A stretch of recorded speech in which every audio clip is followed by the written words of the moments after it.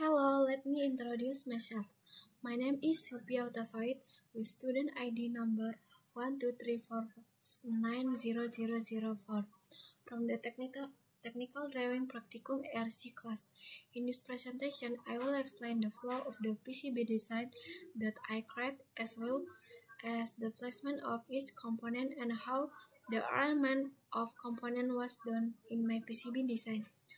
First, let's start with the main controller with ESP32 module located and the center top of the board.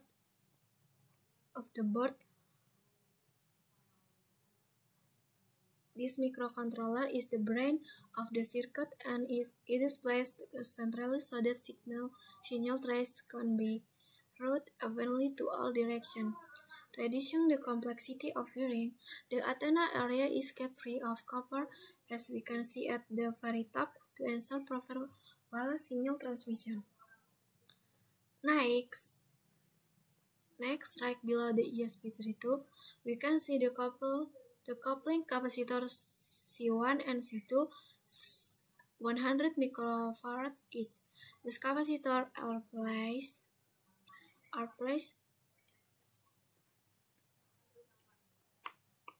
placed close to the power pins of the ESP32 to stabilize the voltage supply and filter out and noise. The positioning is intentional. Power stability is critical for the ESP32. Moving the bottom center, we see the voltage regulator module labeled 3.3 volt. This regulator ensures that the ESP32 receives a stable 3.3 volt supply, regardless of the input voltage from the power jack. Around it, there are multiple ground pads to provide a solid ground reference and minimize noise. On the left side, near the input, we have the power supply section, including the barrel jack connector for DC input and diode sock SS3 6 and MBG422A. These diodes serve for reverse polarity protection and verification, ensuring the board is safe if the power source is connected incorrectly. The fuse or polyfuse is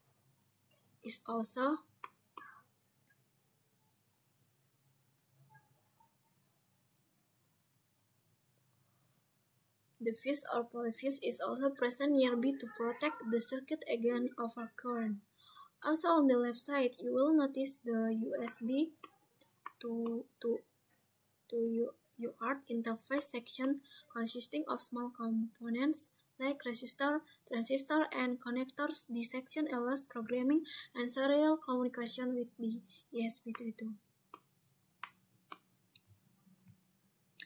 At the top right, we find the push buttons which is likely the reset or boot button for the ESP32.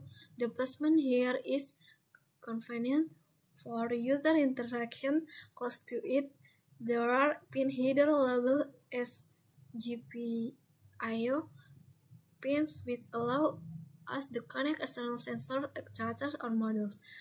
On the bottom right side, we again see additional pin headers for input or output expansion. These are placed near the edge of the board for easy access when connecting jumper wires or external devices. For mechanical stability, there are 4 mounting holes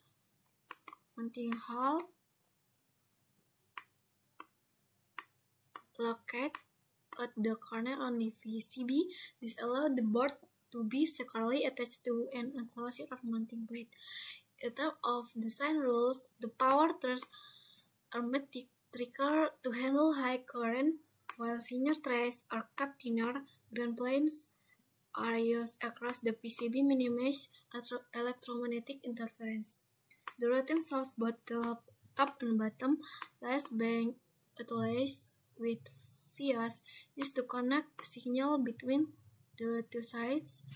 Finally, the overall placement strategy is functional organized. The ESP32 is at the center for balanced routing. The coupling capacitors are classed to the IC. Use interface components like switch and header are the edge mechanical holes are placed symmetrically for proper mounting. This flow ensures not only proper electrical operation, but also ease of use and manufacturability. First, let's start with the microcontroller, which is the ESP32 module located at the center top of the board. This microcontroller is the brain of the circuit and is placed centrally so that signal trace can be routed evenly to all directions, reducing the complexity of wiring.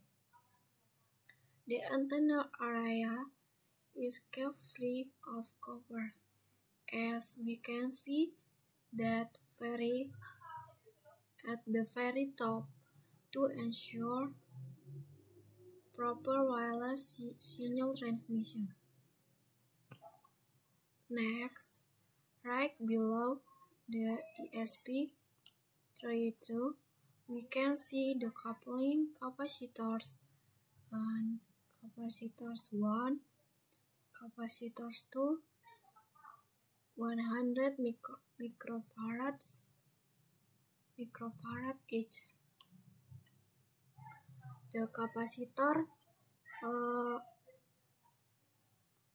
placed close to the power pins to ESP32 to stabilize the voltage supply and filter out any noise.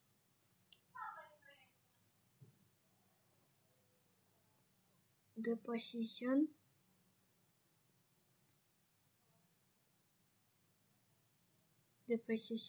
is intentional since power stability is critical for the ESP32. Moving to the bottom center, we see the voltage regulator, model label 3.3V port. This regulator ensures that the ESP32 receives a stable 3.3 volt supply, regardless of the input voltage from the power jack.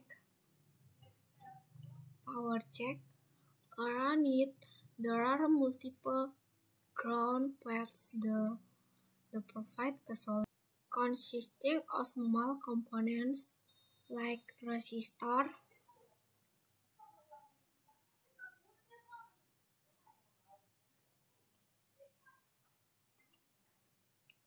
transistor, and connectors. This section allows programming and serial communication with the ESP32. At the top right, we find the push button switch.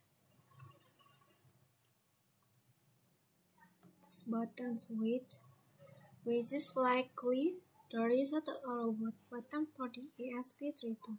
The placement here is convenient for user interaction. Close to it, there are pin header labeled as GP input-output pins, which allow us to connect external sensor, actuators, or modules. On the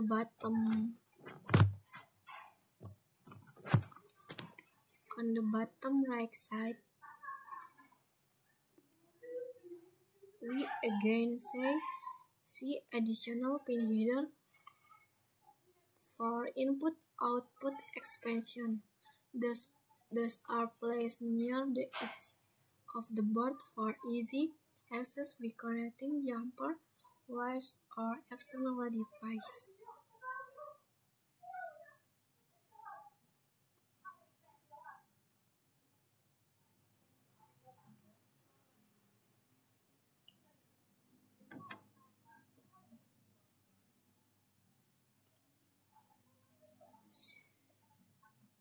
For mechanical stability, there are 4 mounting holes.